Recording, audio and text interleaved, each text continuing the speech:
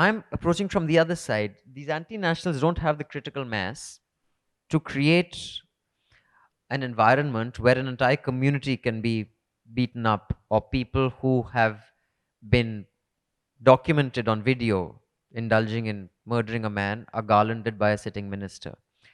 I'm approaching it from the point of view of what the Hutu Tutsi conflict did, where those in the power, which was the majority, were able to convince the large population that it's okay to do this.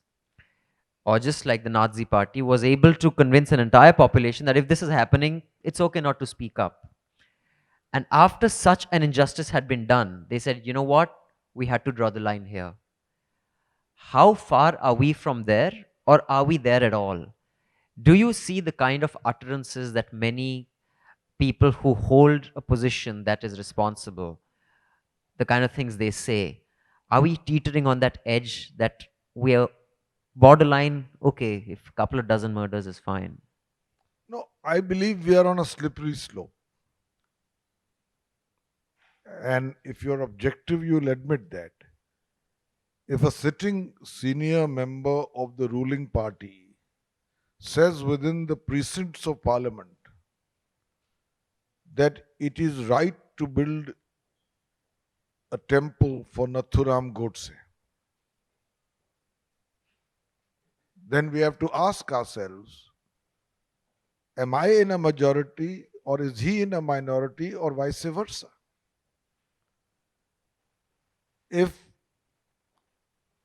a lady who is accused of terrorism wins a parliamentary seat by a majority of several lakh, when she has said publicly that Nathuram Godse was a patriot, we have to ask ourselves where the society and polity is going. If after a person is lynched on the suspicion of transporting beef and killed in the most merciless and ruthless manner, and the first FIR is lodged against the victim and not the perpetrators, we have to ponder, we have to pause, we have to ask if the vulnerable are lined up and beaten and thrashed like the Dalits were in Una. We have to ask, what kind of society is this? If Muslims are caught by a crowd of illiterate bigots who say that you must chant Jai Shri Ram, thereby demeaning, devaluing Jai Ram himself, the Maryada Purushottam Ram, the epitome of rectitude, then we have to ask ourselves who's interpreting Hinduism. So therefore there are many areas where I worry. So in the context of freedom of speech, you think we may want to think about where the restrictions are, what one should be allowed to say, or you think that would be counterproductive?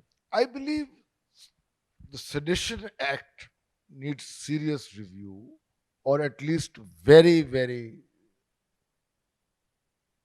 Spartan invocation. Okay. I believe the greater danger is this trend that if you don't agree with me, you are not entitled to your freedom of speech. Abhinandan, there's an important point I'm trying to make. Freedom of speech is someone will accept, but that freedom of speech must now conform.